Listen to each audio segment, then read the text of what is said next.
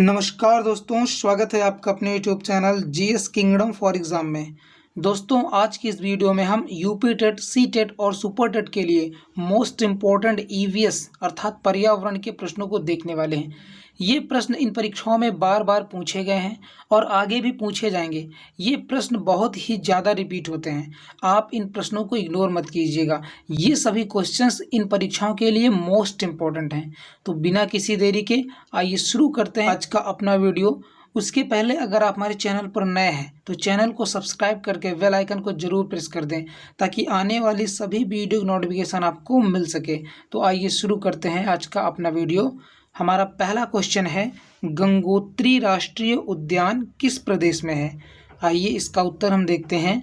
गंगोत्री राष्ट्रीय उद्यान उत्तराखंड के उत्तरकाशी जिले में है, जो 2390 वर्ग किलोमीटर में फैला हुआ है। यहाँ हिम तेंदुए, कबूतर, प्राख्ता, बारबेट आदि बहुतायत में पाए जाते हैं। तो इसका राइट आंसर क्या होगा? ऑप्शन बी, गंगोत्री राष्ट्रीय उद्यान जो है वो उत्तराखंड में स्थित है। मोस्ट इम्पोर्टेंट क्वेश्चन है। गंगोत्री उत्तराखंड के और राष्ट्रीय उद्यान जैसे राजा जी, फूलों की घाटी, ये भी उत्तराखंड में स्थित है। जिम कॉर्बेट, ये भी उत्तराखंड में स्थित है। आप इन सबको याद रखिएगा। तो आइए आगे हम देखते हैं, अपना अगला प्रश्न देखते हैं। हमारा अगला क्वेश्चन है, घाटी गांव वन्य जीव अभयारण्य किस प्रदेश में है? इसका सही उत्तर होगा ऑप्शन डी, मध्य प्रदेश। जो घाटी गांव वन्य जीव अभयारण्य है ये मध्य प्रदेश में स्थित है। आप याद रखिएगा, ये भी मोस्ट इम्पोर्टेंट है। घाटी गांव वन्य जीव अभयारण्य कहाँ स्थित है? मध्य प्रदेश में। आप याद रखिएगा। आगे बढ़ते हैं। भारतीय वन्य जीवन में फ्लाइंग फॉक्स क्या है? ये क्वेश्चन पूछा गया है कि भारतीय वन्य जीवन में फ्लाइंग फॉक्स क्या है। तो आइए इसे हम समझते हैं।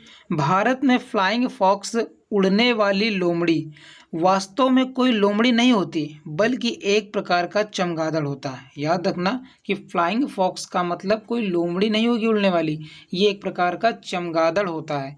इसका वजन 1.5 kg अर्थात 1.5 किलो होता है और यह मुख्यतया भारत, ऑस्ट्रेलिया, मलेशिया और एशिया के कुछ देशों में पाई जाती है। तो फ्लाइंग फॉक्स क्या है? ये एक प्रकार का चमगादड़ है। आप ये मत सोचिएगा कि फ्लाइंग मतलब उड़ने वाली, फॉक्स मतलब लोमड़ी, ये गलत हो जाएगा। फ्लाइंग फॉक्स जो होता है वो एक प्रकार का चमगादड़ होता है। इसमें कौन सही होगा? ऑप्शन ए, चमगादड़। Option A is the right answer. आइए अब हम आगे बढ़ते हैं। दुनिया की सबसे बड़ी आर्द्र भूमि है। दुनिया की सबसे बड़ी आर्द्र भूमि क्या है? आइए देखते हैं। पैंटानल दुनिया का सबसे बड़ा आर्द्र भूमि अर्थात दलदली भूमि वाला क्षेत्र है। यह मुख्यतया ब्राज़ील में स्थित है, लेकिन इसके कुछ हिस्से ब्राज़ील की सीमा पार बोलीविया और पराग्वे तक भी फैले हुए हैं। मोस्ट इम्पोर्टेंट क्वेश्चन है कि दुनिया की सबसे बड़ी आर्द्र भूमि क्या है? तो पैंटानल है और ये किस महाद्वीप में पड़ेगा? दक्षिण अमेरिका में। आप याद रखिएगा, पैंटानल है। प्रत्येक वर्ष विश्व आर्द्र भूमि दिवस कब मनाया जाता है? आप कमेंट में ज़रूर बताइए कि विश्व आर्द्र भूमि दिवस कब मनाया जाता है। आइए अब हम आगे देखते हैं। पिन घाटी राष्ट्रीय उद्यान किस प्रदेश में स्थित है? पिन घाटी राष्ट्रीय उद्यान हिमाचल प्रदेश के लाहौल और स्पीति जिले में स्थित है। इसलिए इस प्रश्न का राइट आंसर होगा ऑप्शन ए, हिमाचल प्रदेश। क्या होगा? हिमाचल प्रदेश। आइए आगे बढ़ते हैं हम। चंदौली राष्ट्रीय उद्यान किस प्रदेश में है? आइए इसको हम डिटेल में पहले पढ़ते हैं। चंदौली राष्ट्रीय उद्यान महाराष्ट्र में है। तो आपका उत्तर तो यहीं पे मिल गया कि जो चंदौली राष्ट्रीय उद्यान है वो कहाँ स्थित है? महाराष्ट्र में स्थित है। आइए इसे कुछ डिटेल में पढ़ लेते हैं। और सतारा, कोल्हापुर और सांगली जिले में है। इसका क्षेत्रफल 317.67 वर्ग किलोमीटर है। यहाँ छत्रपति शिवाजी महाराज के प्रचितगढ़ और भैरवगढ़ के किले हैं। यहाँ बंगाली बाघ, भारतीय तेंदुए और आलसी भालू आदि प्रजातियाँ पाई जाती हैं। कई बार क्वेश्चन में ये भी पूछ लिया जाता है, जैसे बंगाली बाघ कौन से राष्ट्रीय उद्यान में मिलता है? तो आप याद रखना, चंदौली राष्ट्रीय उद्यान में। वो कौन सा राष्ट्रीय उद्यान है जहाँ पर छत्रपति शिवाजी महाराज के प्रचितगढ़ और भैरवगढ़ के किले हैं? ऐसे भी क्वेश्चन बनते हैं। कहाँ पे है? तो चंदौली राष्ट्रीय उद्यान में है। आप इन सब पॉइंट्स को याद रखिएगा। तो इस प्रश्न का जो उत्तर होगा वो होगा ऑप्शन डी, महाराष्ट्र। चंदौली राष्ट्रीय उद्यान कहाँ स्थित है? महाराष्ट्र में है। और इन पॉइंट्स को भी आप एक बार जरूर देख लीजिएगा, हो यहाँ से भी क्वेश्चन बनते हैं। आइए अब हम आगे बढ़ते हैं, अपना नेक्स्ट क्वेश्चन देखते हैं। हमारा अगला प्रश्न है, बांधवगढ़ राष्ट्रीय उद्यान किस प्रदेश में है? आइए इसे समझते हैं। बांधवगढ़ राष्ट्रीय उद्यान मध्य प्रदेश में है और उमरिया जिले में है। यह 105 वर्ग किलोमीटर में फैला हुआ है। यहाँ बंगाली बाघ बहुत पाए जाते हैं। इसके अलावा कई बड़े और सुंदर बाघ भी हैं। तो बांधवगढ़ राष्ट्रीय उद्यान किस राज्य में है, अर्थात किस प्रदेश में है? तो यह है एमपी, मध्य प्रदेश में। आप याद रखिएगा कि मध्य प्रदेश में सबसे ज़्यादा राष्ट्रीय उद्यान है और जो बाघों की संख्या है वो भी मध्य प्रदेश में सबसे ज़्यादा है। इसीलिए कई बार क्वेश्चन पूछा जाता है कि बाघों का राज्य किसे कहा जाता है। आप याद रखिएगा मध्य प्रदेश को। सबसे ज़्यादा नेशनल पार्क्स अर्थात राष्ट्रीय उद्यान कहाँ है? मध्य प्रदेश में। ये भी क्वेश्चन आप याद रखिएगा। आगे बढ़ते हैं हम। भारत के किस प्रदेश में राष्ट्रीय उद्यानों और वन्य जीव अभ्यारण्यों की सबसे ज़्यादा संख्या है? अभी हमने आपको बताया ना, किस राज्य में?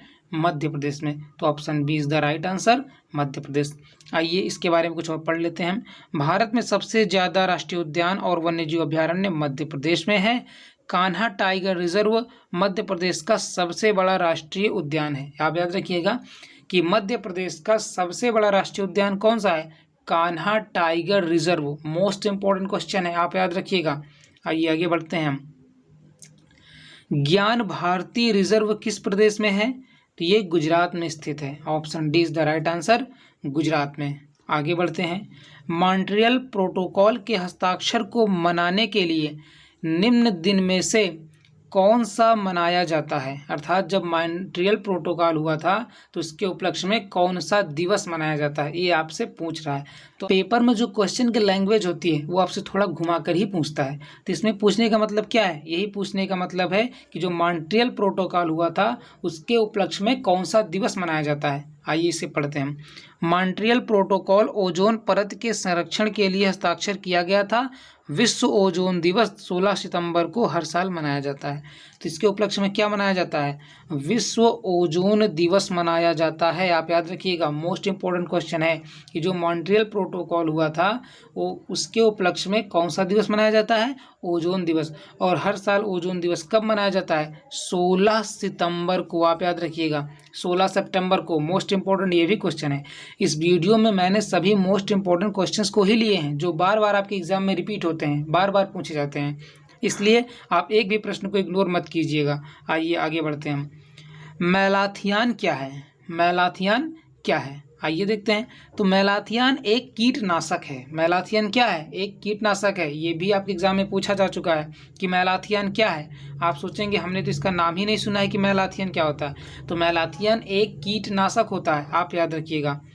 राष्ट्रीय जैव विविधता प्राधिकरण कहाँ है? तो आइए देखते हैं। राष्ट्रीय जैव विविधता प्राधिकरण की स्थापना अक्टूबर 2003 को हुई। इसका कार्यालय चेन्नई में है। तो राष्ट्रीय जैव विविधता प्राधिकरण कहाँ है? चेन्नई में। Option B is the right answer. आगे बढ़ते हैं हम।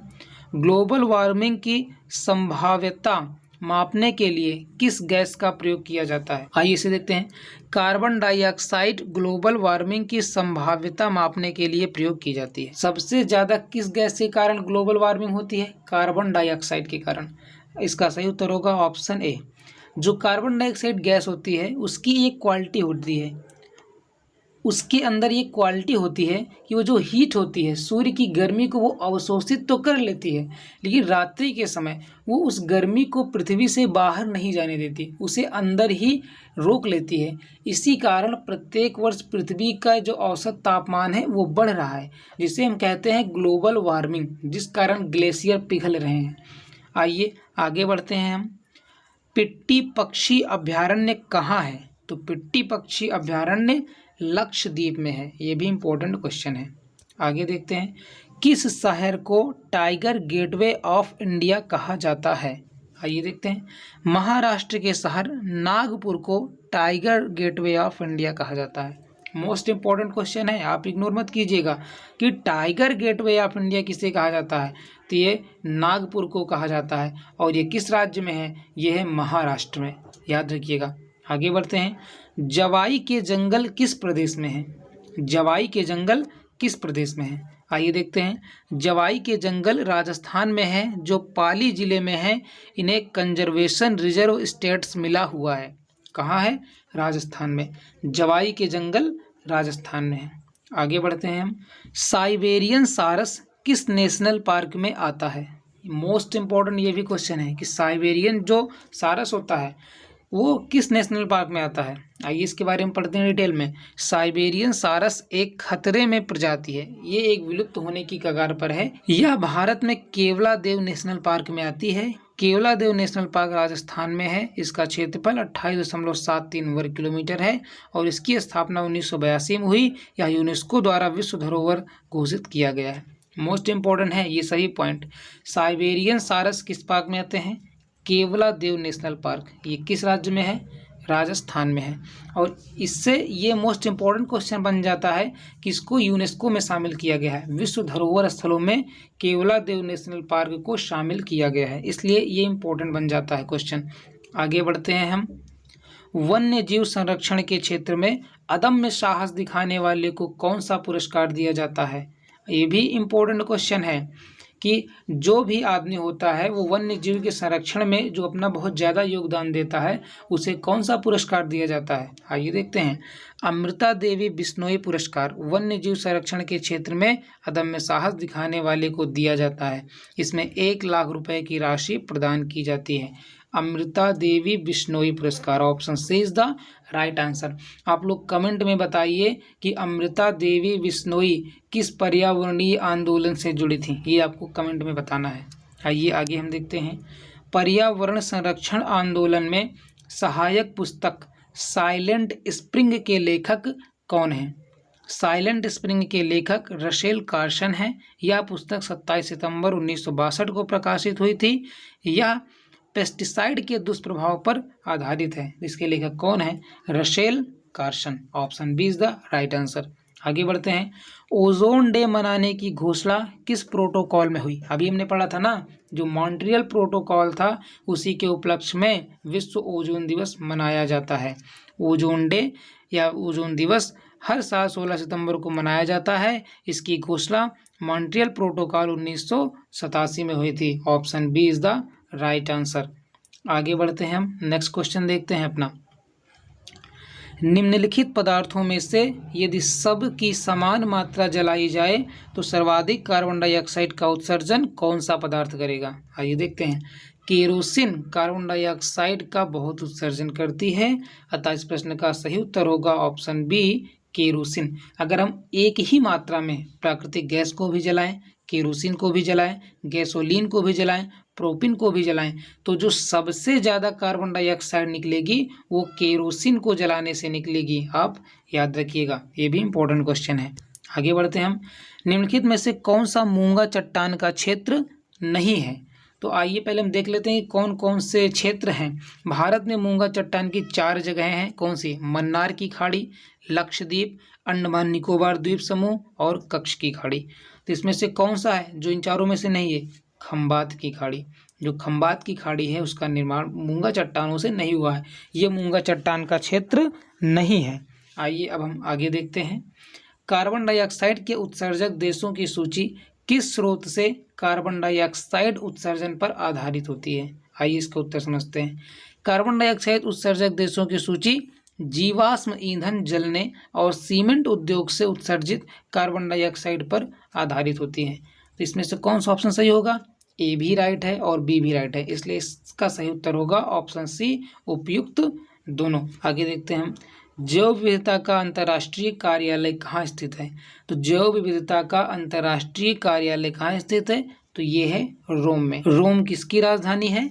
तो ये है इटली की राजधानी। रोम किसकी राजधानी है? इटली की राजधानी है। इटली किस महाद्वीप में है? तो ये यूरोप महाद्वीप में है। आइए अपना लास्ट क्वेश्चन देखते हैं। विश्व में सबसे ज़्यादा पाई जाने वाली ग्रीन हाउस गैस है कौन सी है? आइए इसे हम समझते हैं। जलवाष्प सबसे ज़्यादा पाई जाने वाली ग्रीन हाउस गैस है। यह साफ आसमान में 36 से 66 और बादलों वाले आकाश में 66 से 86% ग्रीन हाउस प्रभाव उत्पन्न करती है। अब आप कहेंगे हम तो जानते हैं सबसे ज़्यादा का ग्रीन हाउस प्रभाव किससे होता है? CO2 अर्थात कार्बन डाइऑक्साइड से होता है। तो बिल्कुल ये भी सही बात है। देखो, सबसे ज़्यादा जो ग्रीन हाउस इफेक्ट होता है वो जलवाष्प के कारण होता है, लेकिन ये हमारे लिए खतरा नहीं होता, क्योंकि वायुमंडल में जो भी जलवाष्प है वो बरसात के साथ नीचे आ जाता है और गर्मी के कारण फिर से जलवाष्प बनता है। लेकिन अगर कार्बन डाइऑक्साइड गैस एक बार बढ़ रही है तो उसको कम होने में बहुत समय लगेगा। हमें बहुत सी चीज़ों को, बहुत से प्रदूषण को कंट्रोल करना होगा। इसलिए सबसे ज़्यादा खतरनाक है कार्बन डाइऑक्साइड। लेकिन सबसे ज़्यादा ग्रीन हाउस प्रभाव होता किससे है? तो जलवाष्प से होता है, लेकिन वो हमारे लिए खतरा नहीं है। आप इन दोनों में कंफ्यूज मत होइएगा। तो दोस्तों, ये थे इन्वायरमेंट के 25 मोस्ट इंपॉर्टेंट क्वेश्चंस। आप इन प्रश्नों को इग्नोर मत कीजिएगा, ये आपके एग्जाम में बार बार पूछे जाते हैं। आपको ये वीडियो कैसी लगी आप कमेंट बॉक्स में ज़रूर बताएं, और अगर आपको वीडियो अच्छी लगी हो तो वीडियो को लाइक ज़रूर कर दीजिएगा। और अगर हमारे चैनल पर नए हैं तो चैनल को सब्सक्राइब करके बेल आइकन को प्रेस कर दें, ताकि आने वाली सभी वीडियो नोटिफिकेशन आपको मिल सके। तो आज की वीडियो में बस इतना ही। हम मिलेंगे किसी नेक्स्ट वीडियो में किसी नेक्स्ट टॉपिक पर। तब तक के लिए जय हिंद, जय भारत।